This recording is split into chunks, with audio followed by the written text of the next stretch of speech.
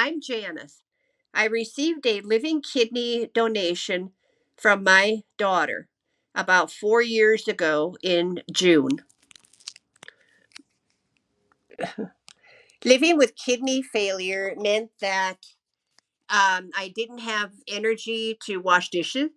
I didn't have energy to make the bed, clean the house. I loved gardening, but I wasn't able to do gardening, and I had to stop teaching. I had been a teacher for uh, 30 years, and I had to stop. What's really important to me in my life right now is my family, uh, my daughter's well-being, that she gave up a kidney for me. My husband is thinking about retiring at the end of the year. Um, so that's what I'm most important about. My experience talking about living donation with my family and friends was that I knew that I would have to stop teaching.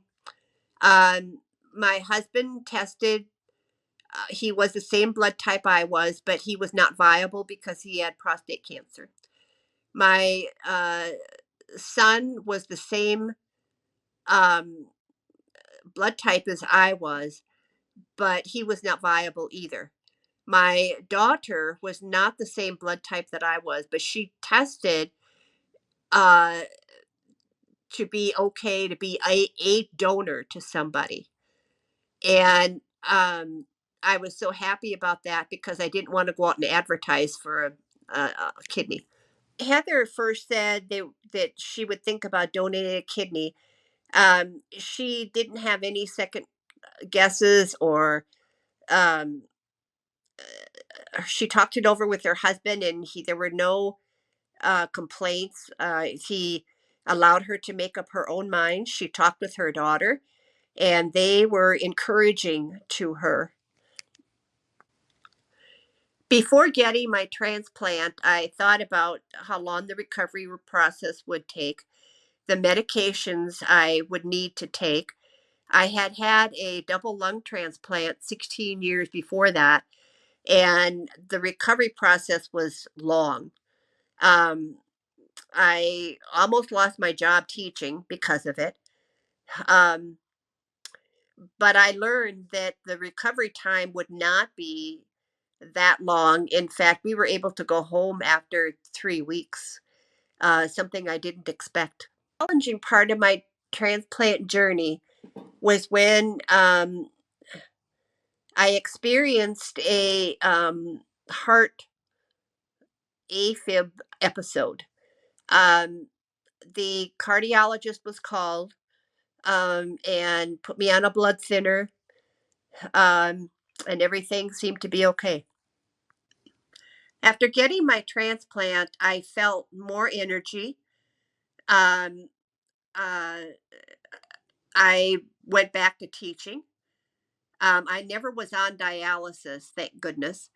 The most noticeable difference in me is I could make that bed now. I could wash those dishes and do that laundry and even iron it. I learned from this entire journey was to listen to your doctors, listen to your body, and so that you are able to tell your doctor what the symptoms are. Um, my advice to others who need a kidney is look to your family first, and perhaps look at your members of your church. Um, the testing process was not that difficult for my daughter. Uh, they drew blood, and that was about it. They looked at your lifestyle, your age. Um, so good luck. I would like to say to my donor, thank you, thank you, thank you very much. You came to the rescue without any questions asked. Thank you to the couple that was in the swap with us. My daughter donated to a gentleman who was already on dialysis. He, in turn, his wife, donated to me. I have met them and we've communicated on the anniversary of the transplant.